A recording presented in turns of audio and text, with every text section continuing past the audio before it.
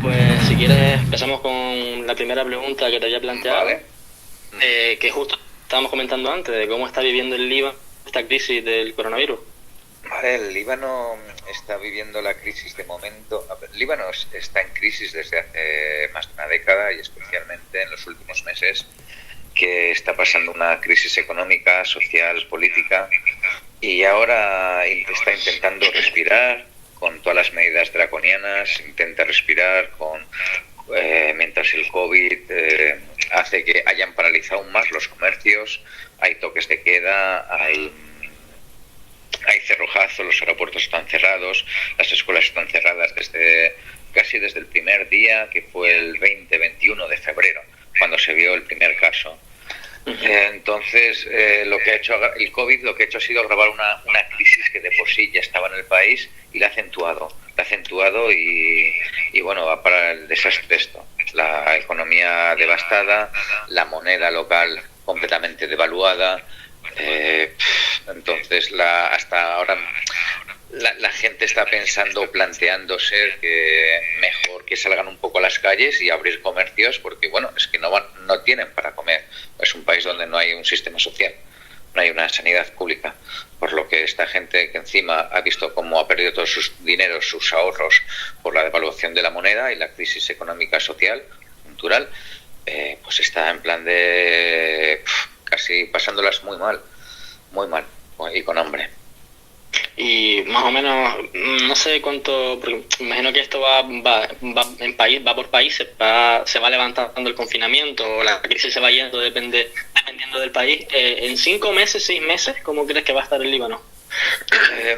De momento no puedo decir nada respecto a eso, porque el pesimismo inunda un poco, ¿no?, los pensamientos, porque estamos hablando que la sociedad, más de la mitad de la población vive bajo el umbral de la pobreza, oficialmente.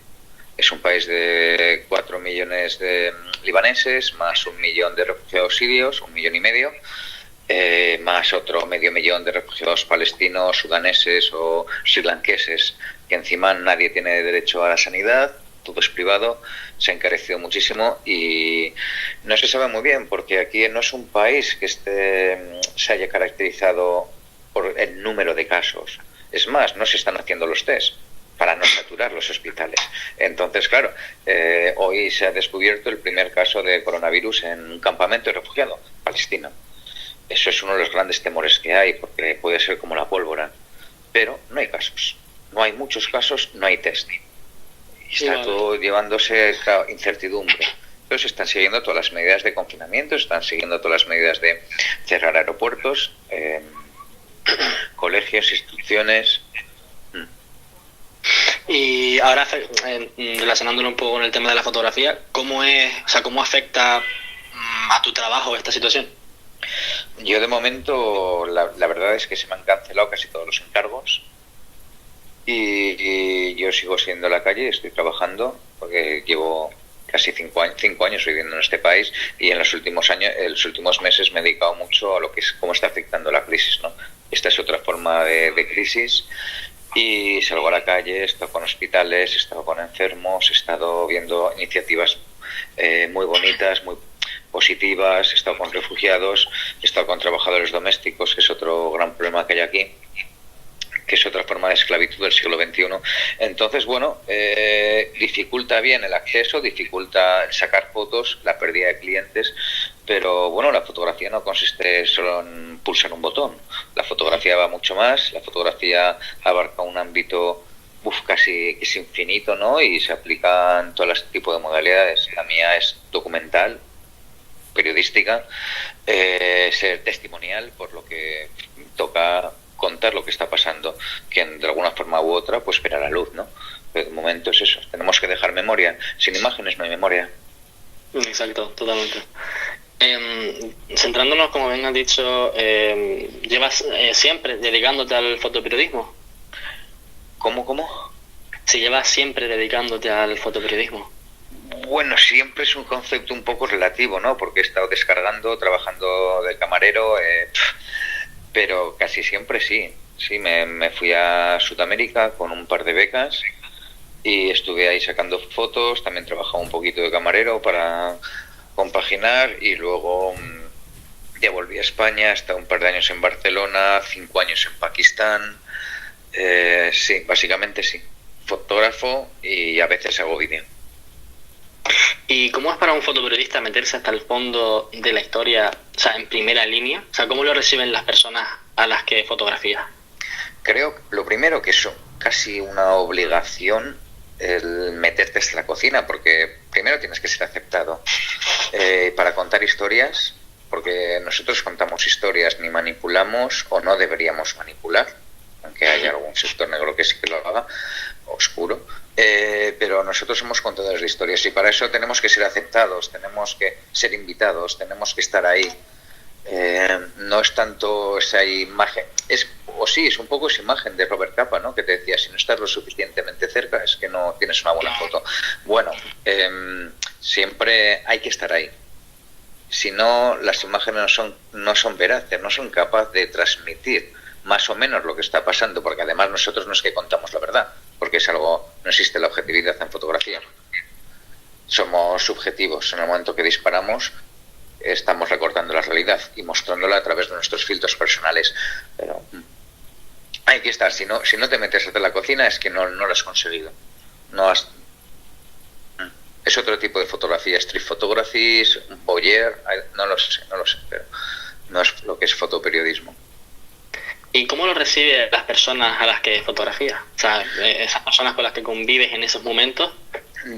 A ver, en principio, si sacas las fotos porque te han aceptado, siempre te encuentras a veces casos de reacción que la gente no quiere, de rechazo, o por miedo, o estigma, o desconocimiento.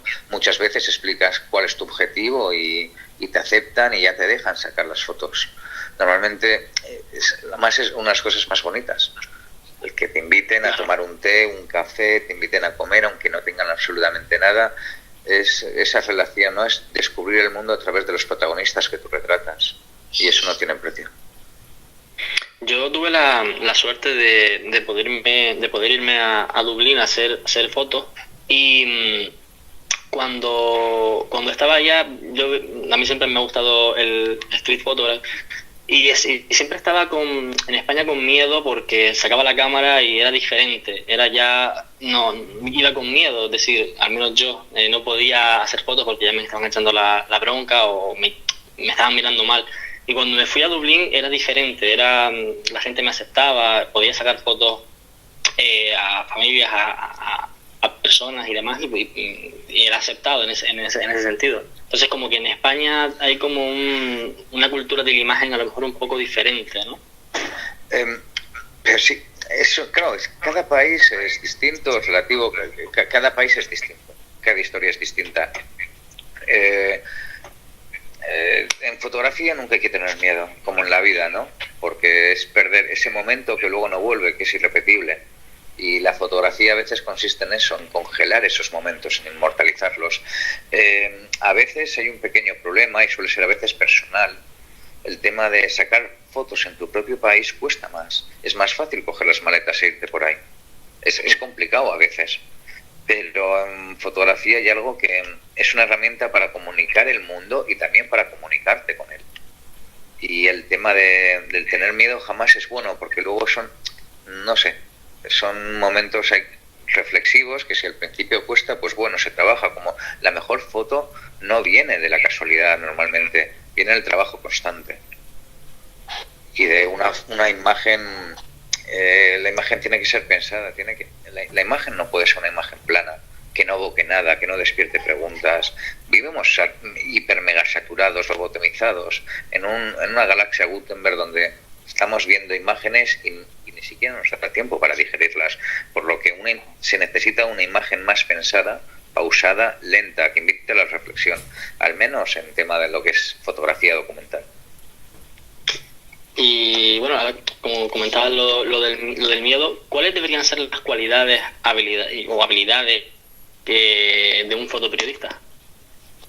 La inquietud, la humanidad, las ganas de conocer gente, de compartir, las ganas de experimentar, las ganas de seguir aprendiendo. Unas cosas tan bonitas que tiene este oficio es es que es un oficio orgánico que evoluciona y que tú vas evolucionando con él y te permite seguir aprendiendo. No es una profesión que ya se ha aprendido algo y ya lo asimilas y lo repites, ¿no? Como si fuera una cadena de montaje, una fábrica de producción de estas de montaje, que vas ahí, entras a las 6 de la mañana, tienes tus turnos, luego sales para el piti. Entonces, la fotografía te permite un poco, ¿no?, traspasar esas barreras. Y hay que ser activo y seguir, y querer seguir aprendiendo y compartiendo. En el sector periodista, fotoperiodista en España, ¿crees que hay una crisis en el sector? Uh-huh.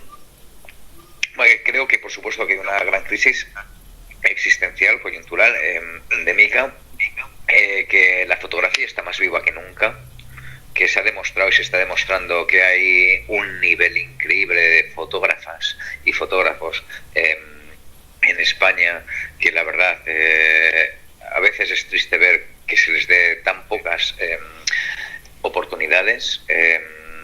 Muchas veces se piensa que la imagen tiene que acompañar un texto y que lo principal es el texto, cuando quitando el tópico cliché de una imagen vale más que 1000 palabras. O sea, la fotografía sigue siendo arte para comunicar, y desde que el hombre, ¿cómo nos hemos estado comunicando? Las pinturas rupestres, por ejemplo, esas primeras intenciones, ¿no?, del hombre de transmitir, comunicar, es más potente que la palabra, siempre la imagen. Y a veces se nos olvida, ¿no?, y se desprecia. La figura del freelance está ninguneada, menospreciada en España. No se entiende. Tú estás en Inglaterra, estás en América, estás en Alemania, dices que eres freelance y dicen, joder, ole tus huevos. En España eres un mindundis, eres un don nadie porque no tienes un trabajo, no tienes un sueldo. El sueldo es un concepto relativo y es un concepto más capitalista que otra cosa, ¿no? O sea, tienes que... el freelance tiene la opción, tiene más libertad también.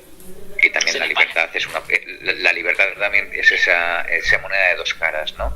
Que a veces para llegar a fin de mes es un poco complicado y otras veces no. Pero bueno, la cuestión es que en España se menosprecia el concepto. Luego, de cara a Hacienda, es una figura que sigue siendo un poco...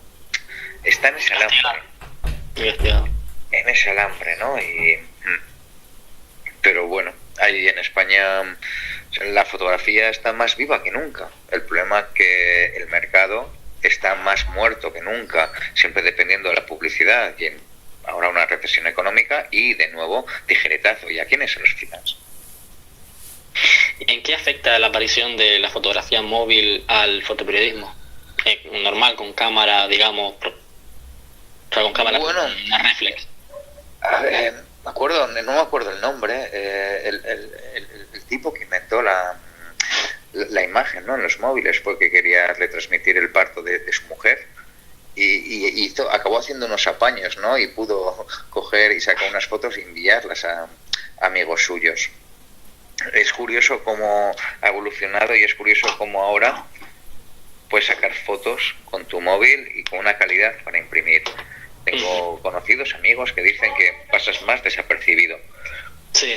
Yo, partiendo de la base que no veo normal dejarte 1000 euros en un móvil, que no, ya me cuesta mucho tener mi cámara, repararlas, mantenerlas seguros, un ordenador que cada X tiempo está el concepto de tecnología obsoleta, ¿no?, que a veces nos empuja a consumir sin pensar mucho.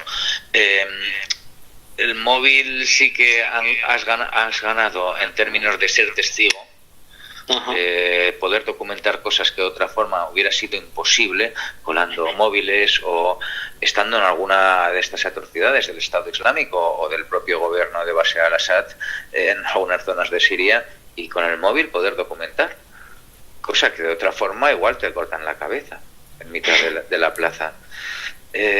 Por otro lado, se ha generado un intrusismo profesional, el llamado periodismo ciudadano es como que por un lado está bien cuando faltan, no se llega, es imposible por razones de seguridad o por razones de espacio-tiempo, pero que zapatera sus zapatos, ¿no? Cada uno. Claro, exacto. no sé, no hay que entremeterse entre gremios y sobre todo no dar el trabajo gratis, porque yo pago mis facturas con la fotografía, yo pago el colegio de mi crío con la fotografía, yo pago mis viajes para ver a mi madre en España con la fotografía. Entonces, si regalo mi obra y no facturo con mi fotografía, yo del aire no vivo. Entonces, claro, no es que luego tengas el concepto, es que mi primo hace mejores o mi tío hace unas fotos. A mí me da igual. A mí, si quieres fotografía, tienes que pagarla, como cualquier bien. Y eso es a veces algo que no se entiende y que tira un poco para atrás. Tal como está el mercado, y profesionales o no profesionales igual que aceptan regalar su trabajo. En mi caso no.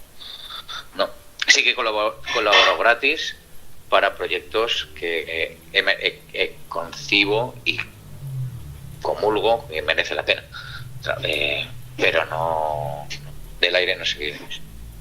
¿Y qué te motivó a ir al Líbano?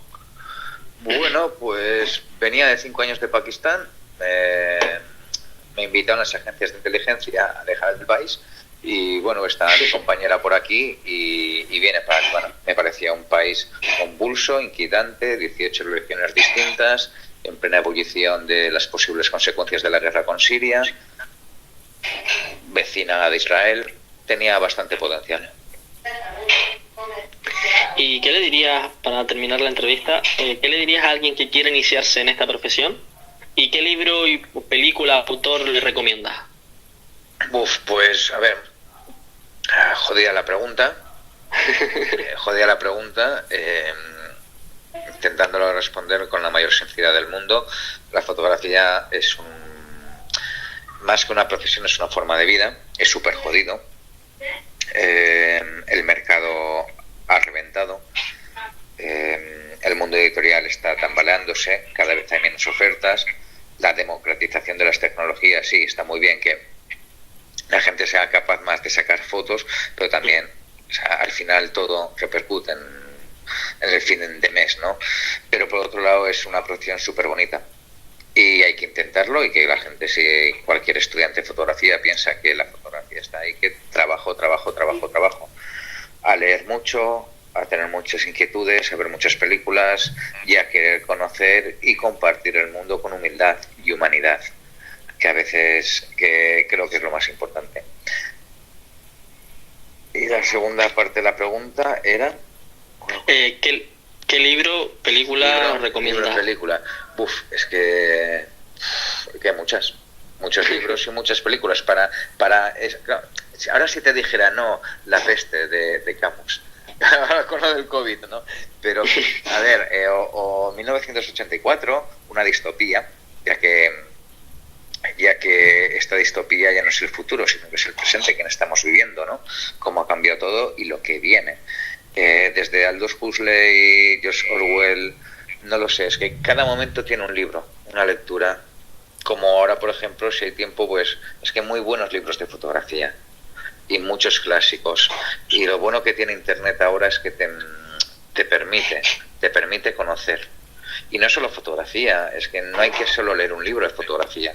También podemos retomar los clásicos de la pintura, un Rembrandt o un Goya universal, o un Rivera, un Durero. Todo fluye, todo empapa la fotografía, como con el cine, ¿no? Es que es muy complicado. Bueno, sí. Ahora me estaba leyendo el último libro de Tino Soriano, de la fotografía. Mañana justo tenemos una llamada con él. Ole, súper interesante. Pues, y claro que va a ser la hostia interesante, es un coco. Sí, es un coco, y no solo en términos de... Hay que tener en cuenta que la fotografía socava mucho, quema mucho, y encontrar grandes profesionales que siguen trabajando como lo está haciendo él, e investigando y compartiendo lo que ha escrito en la Biblia de la fotografía, va a pasar a la historia. Okay, de acuerdo. Y que ayuda a los jóvenes y tal, y con la guía de becas, todo, no sé, es muy interesante, una gran apuesta, muy necesaria, porque hace una reflexión